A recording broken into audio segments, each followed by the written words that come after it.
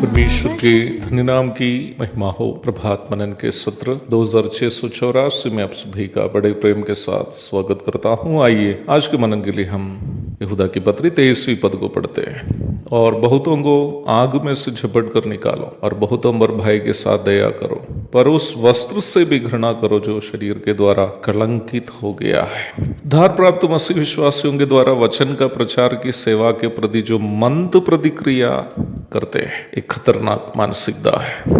मान लीजिए कि हमारे क्षेत्र में एक खतरनाक बीमारी फैल रही है और अनेकों स्थानीय लोग जो क्षेत्र में निम्न बीमारी के चपेट में आकर मर जा रहे हैं, परंतु मान लीजिए कि हम में से किसी के पास कोई दवाई मिली जिसे खाने से हम उस बीमारी के चंगुल से बच गए, पर उस दवाई के बारे में हम किसी दूसरे से नहीं कहते। हम देख रहे हैं कि दवाई नहीं मिलने से हमारे कई पड़ोसी, रिश्तेदार तथा अन्य लोग उस बीमारी के कारण मारे जा रहे हैं। उसके बावजूद भी उस दवाई की जानकारी हम दूसरे किसी के साथ साझा नहीं करते हैं। इस प्रकार यदि करता हो तो हम कितने दुष्ट होना चाहिए, है ना। सुसमाचार सुनकर उद्धार पाया हुआ हर विश्वासी जो उद्धार से वंचित अन्य किसी से सुसमाचार नहीं कहता हो, वे इसी प्रकार दुष्ट है, कठोर दिल के। सुसमाचार प्रचारक के रूप में सेवा करने के लिए प्रभु से खास बुलाहट की जरूरी है, परंतु दूसरों के साथ सुसमाचार बांटने के लिए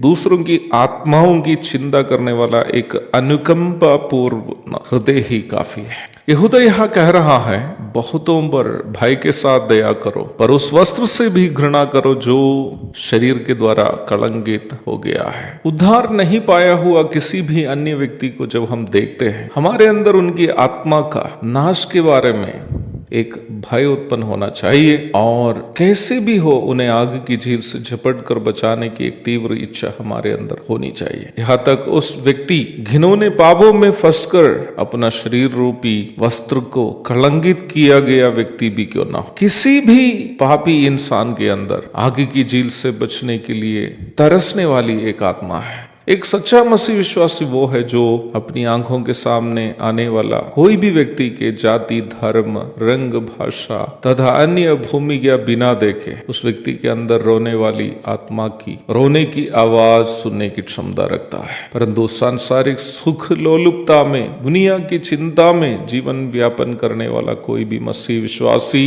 नाश होने वाली आत्माओं के रोने की आवाज नहीं सुनता है। उस भयावह आवाज सुनने के लिए उद्धार के वास्तविक अनुभव में जीना जरूरी है। एक और शुभ दिन की धन्य कामनाओं के साथ आज को मनन में यह समाप्त करता। प्रभु आप सबको आशीष दे। आमीन।